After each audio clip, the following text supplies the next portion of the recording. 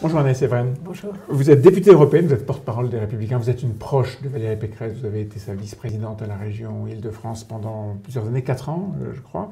Sur une échelle de 0 à 10, à combien aujourd'hui évaluez-vous les chances de Valérie Pécresse d'être présidente de la République? Écoutez, par définition, rien n'est jamais écrit d'avance en politique et les choses n'arrivent jamais comme on les attend.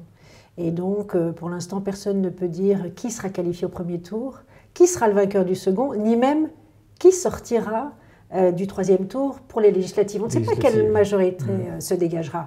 Donc, sur une échelle de 1 à 10, ce que je peux dire, c'est que tant que les électeurs n'ont pas voté, c'est très très difficile d'anticiper. Donc dire 0, c'est trop cruel? Oh, c'est beaucoup trop cruel. Non mais attendez, encore une fois, vous savez, la politique, c'est pas un tiercé. La politique, c'est le vote des électeurs, donc c'est pas un tiercé. C'est un premier doublé. Qui sont les deux premiers? Il faut en être. Oui, il faut en être. Alors après, il y a des sondages, il y a des mouvements qui se passent dans les derniers jours également. Vous savez, et l'histoire récente l'a prouvé. Donc, ce matin, dans le Parisien, Valérie Pécresse dit, vous êtes libre, elle dit aux lecteurs qui l'interrogent, vous êtes libre de déjouer tous les scénarios écrits d'avance par le système. C'est quoi le système? Mais le système, c'est d'avoir considéré qu'aujourd'hui, l'élection se jouera en gros entre Emmanuel Macron ou les extrêmes. Et que Valérie Pécresse est la seule solution plausible face à Emmanuel Macron. C'est la seule qui a un projet qui soit solide, sérieux et chiffré pour améliorer le pouvoir d'achat, pour rétablir l'autorité de l'État et pour réduire la dette. 3 000 milliards de dettes. Et on est le cancre de l'Europe. Personne n'en parle, c'est totalement un sujet dans la campagne. Absent du débat, alors que c'est un sujet absolument essentiel. Sinon, les réveils seront très très difficiles. Parce que cette campagne n'a pas accroché, on va se parler franchement. Rien n'accroche dans cette campagne. Seuls ceux qui tiennent des propos qui sont dans la brutalité arrivent à accrocher. On voit bien que ce sont surtout les extrêmes. Valérie Pécresse, c'est peut-être d'ailleurs un tort, elle est peut-être trop sérieuse, elle est peut-être trop précise. Trop bonne élève? Trop bonne élève, peut-être aussi. Et que du coup, malheureusement, des sujets aussi cruciaux pour l'avenir de la France n'ont même pas été abordés, puisqu'on voit bien qu'aujourd'hui, l'État-providence se mue en État Père Noël, et que Emmanuel Macron n'a pas un projet chiffré ni précis.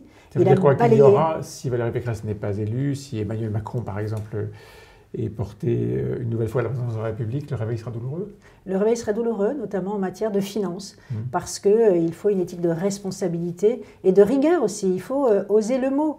On est dans l'inflation des dépenses constante. Alors bien sûr, je parle hors Covid, mais à un moment donné, il faut aussi avoir un esprit de responsabilité et se dire que c'est une dette qui pèsera sur les épaules de nos enfants. Voilà, c'est l'avenir de la France. Vous connaissez bien Valérie Pécresse, je le disais. Qu'est-ce qui a cloché dans sa campagne? Je pense qu'elle a subi un contexte qui a été très très difficile, d'une campagne qui a été marquée par la crise sanitaire, marquée par une guerre aux portes de l'Europe. Mais tous, les 11 adversaires d'Emmanuel Macron ont subi la même chose. Oui, mais pour le coup... Qu'est-ce qui a cloché pour Valérie Pécresse? Je pense que, bon, d'abord, il y a eu la guerre en Ukraine, il y a eu aussi des concurrents qui, je le disais tout à l'heure, sont dans la brutalité, qui n'ont pas finalement de projet suffisamment sérieux pour débattre sérieusement. Qui dénoncent et qui ne proposent pas. Vous savez, on est dans une non-campagne. Et cette non-campagne fait que finalement des solutions simplistes comme celle d'Éric Zemmour ou Marine Le Pen, qui ne sont pas contredites, puisqu'il n'y a pas de débat, finalement fait que ça n'intéresse personne. Il y a des solutions simplistes qui plus ou moins marquent, il n'y a pas de solution simple, ou en tout cas il n'y a pas de solution unique. Est-ce que Valérie Pécresse n'a pas souffert de ne pas avoir ce qu'on appelle la mesure waouh, l'effet choc, ce qu'on retient d'un discours de 15, 30, 60 minutes? Mais vous savez, et pourtant, on lui a même reproché d'être trop précise. Rendez-vous compte, trop précise. Justement, une mesure. Le pouvoir d'achat, aujourd'hui, c'est la priorité des priorités, c'est l'amélioration du pouvoir d'achat. Et elle a proposé une mesure qui est un choc de pouvoir d'achat, qui est d'augmenter de 10% les salaires sur 5 ans et d'augmenter de 3% dès le mois de juin. Parce qu'aujourd'hui, le travail n'est pas suffisamment rémunérateur et que donc elle proposait justement sur un salaire de 1 400 € une augmentation de 500 € par an, alors que Emmanuel Macron, lui, propose une solution qui est plutôt inefficace. C'est le triplement de la prime défiscalisée, sauf qu'elle ne concerne que 6 millions de salariés. C'est à hauteur de 400 €. Donc ce serait des chefs d'entreprise qui peuvent le faire. Voilà, exactement. Donc c'est vrai que la solution qui était proposée sur la hausse comme elle a entre-temps changé, il est vrai, peut-être qu'elle n'a pas suffisamment imprimé, mais encore une fois... Oui, parce qu'elle était mal calibrée au début, elle a été un peu réajustée et...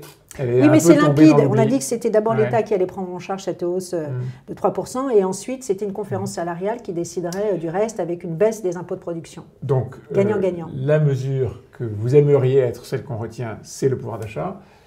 Hier, Valérie Pécresse était à Roubaix en déplacement. Elle a repris sa campagne après ce Covid, qui n'a pas été une chance non plus pour elle dans sa campagne.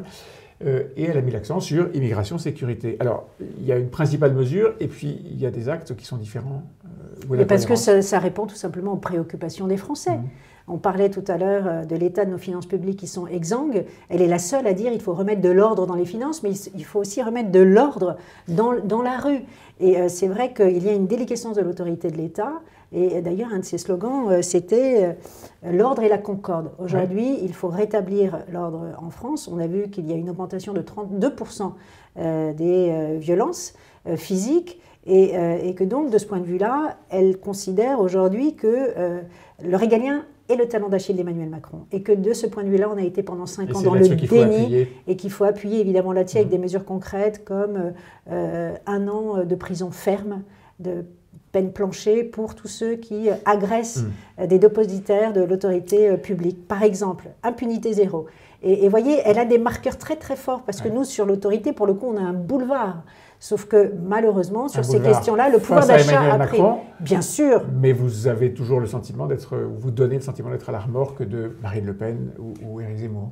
Oui, pour une simple et bonne raison, c'est que, encore une fois, la guerre a tout balayé, vous savez, la guerre a tout balayé. Et le fait qu'Emmanuel Macron refuse le débat, vous savez, il a un bilan aujourd'hui. Il est tout à fait légitime qu'un président de la République sortant défende son bilan, pour qu'il puisse être contradictoirement critiqué.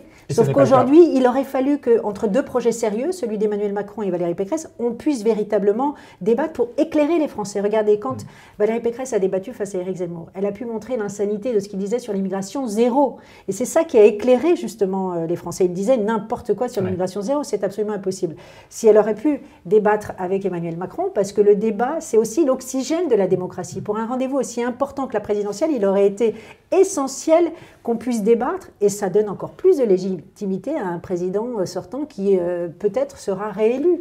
Lorsque je vous posais la question sur l'élection présidentielle, vous m'avez répondu 3 tours. Premier tour, deuxième tour de la présidentielle, et puis les législatives.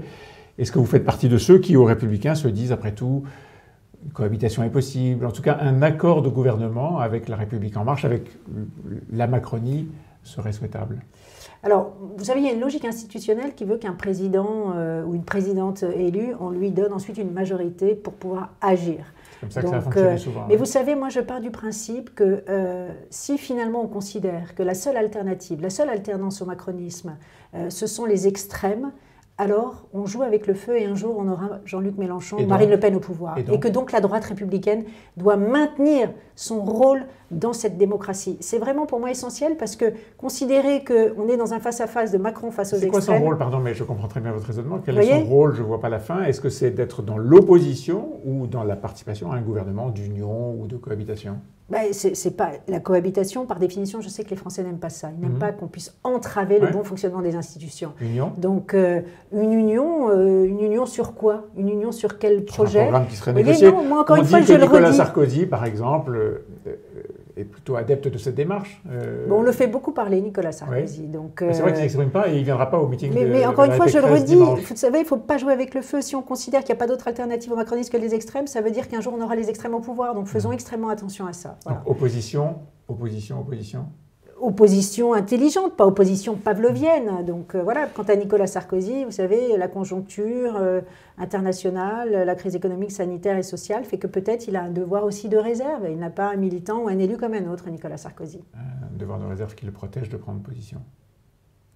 Écoutez, sans doute, vous savez, nous on respecte, ça reste pour nous une boussole indispensable.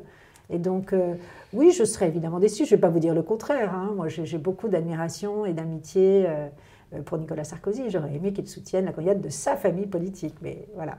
Next time, peut-être. Merci beaucoup, Agnès Evren. Merci à vous.